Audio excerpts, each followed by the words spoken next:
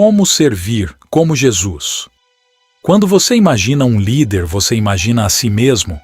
Todos nós temos esferas de influência, o que significa que cada um de nós é chamado a liderar de alguma forma.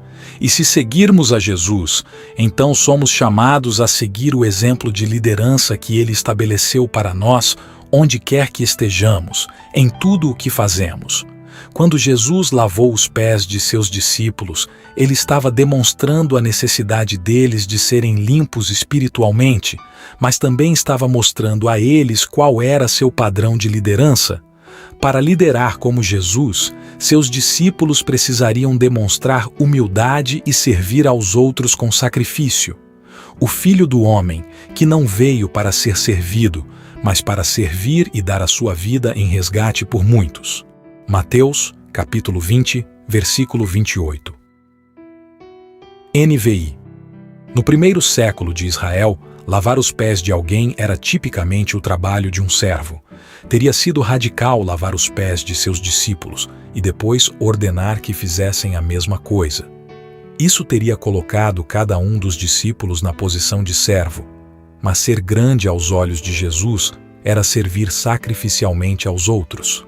E para servir sacrificialmente aos outros, você precisa estar disposto a enxergar os outros como melhores do que você. Isso não significa que você tenha uma opinião ruim de si mesmo.